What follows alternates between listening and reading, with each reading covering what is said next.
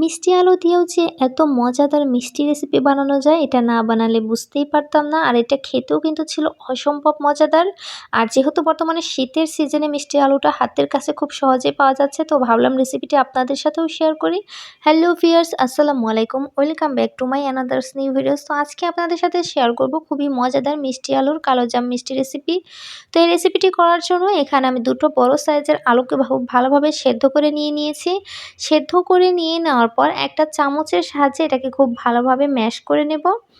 এটাকে ম্যাশ করে নেওয়ার পর এর মধ্যে সামান্য পরিমাণে দানা দানা আর একটা আঁশ ভাব রয়েছে। এর জন্য একটা স্টেইনারে এটা দিয়ে দেওয়ার পর হাতের সাহায্যে এভাবে চেপে চেপে এর থেকে দানা দানা ভাব আর আঁশ আঁশ ভাবটা ছাড়িয়ে নিব। তো দেখতে পাচ্ছেন এটা কতটা সফটলি ম্যাশ হয়েছে। আর এটাকে মিষ্টি বানানোর ক্ষেত্রে খুবই ভালোভাবে ম্যাশ করে নিতে হবে, যেন এর মধ্যে কোনো প্রকার দানা দানা ভাব না থাকে, তাহলে মিষ্টিটা ভালো হবে না।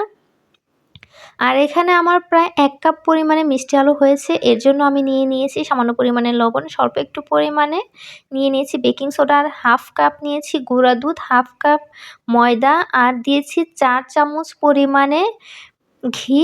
তারপর এখানে আমি দিয়ে দেব হাফ চামচেরও কম পরিমাণে সাদা এলাচের গুঁড়া। দিয়ে দেওয়ার পর এটাকে প্রায় ২ মিনিট সময় হাতে নিয়ে এটাকে খুব ভালোভাবে মথে নিব। আর এটা একটু নরম নরম থাকবে, এটাকে শক্ত করা যাবে না, তাহলে মিষ্টিটা শক্ত হয়ে যাবে আর মিষ্টিটা খেতেও ভালো লাগবে না। তো দেখতেই পাচ্ছেন এটা খুব একটা শক্ত হয়নি, আবার খুব একটা বেশি নরমও হয়নি।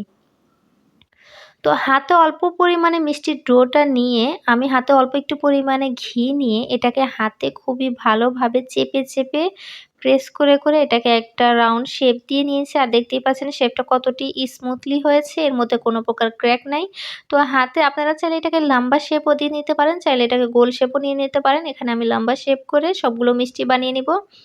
আর আমার মিষ্টির গায়ে কোনো প্রকার বড় ধরনের ক্র্যাক নাই, আর এটা স্মুথলি হয়েছে। তো এভাবেই যতগুলো বাকি মিষ্টি আছে সবগুলো মিষ্টি আমি লম্বা সাইজ করে বানিয়ে নেব। চাইলে এখানে আপনারা রাউন্ড শেপ দিয়েও বানিয়ে নিতে পারেন। তো এখন এগুলোকে আমি গরম তেলে ভেজে নেব। আর চুলায় আমি আগে থেকে তেলটা বসিয়ে নিয়েছিলাম। তেলটা যখন গরম হয়ে যাবে চুলার আঁচটা একদমই মিডিয়াম লো হিটে রেখে আর ডুবো তেলে আমি মিষ্টিগুলো ভেজে নেব।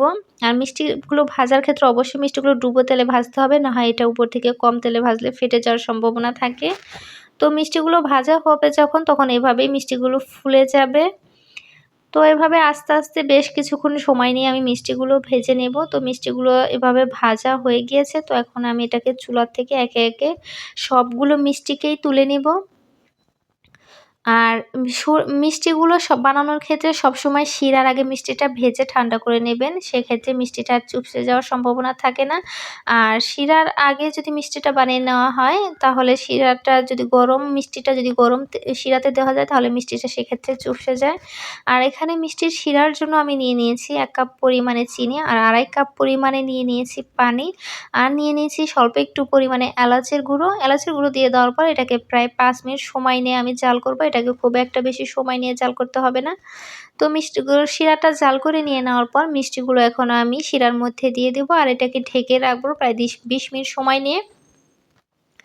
মিষ্টিগুলো বানানোর পর এখন এর জন্য আমি একটা ইনস্ট্যান্ট মাওয়া করে নেব। যেহেতু আমার ঘরে কোনো মাওয়া ছিল না, তাই আমি ঘরেই ইনস্ট্যান্ট মাওয়াটা করে নেব। এর জন্য নিয়েছি আমি ১ চামচ পরিমাণে ঘি, আর নিয়েছি প্রায় ২.৫ চামচ পরিমাণে গুঁড়ো দুধ। গুঁড়ো দুধ আর ঘিটাকে খুবই ভালোভাবে মিশিয়ে নিতে হবে। তো এটাকে এভাবে হাতের সাহায্যে খুবই ভালোভাবে মাখিয়ে নিয়েছি। তো আমার ইনস্ট্যান্ট মাওয়া রেডি। আর এদিকে আমার মিষ্টিটাও ভিজে একদম সফট হয়ে গিয়েছে। তো দেখতেই পাচ্ছেন সবগুলো মিষ্টি একেবারে রসে টইটম্বুর হয়ে গিয়েছে।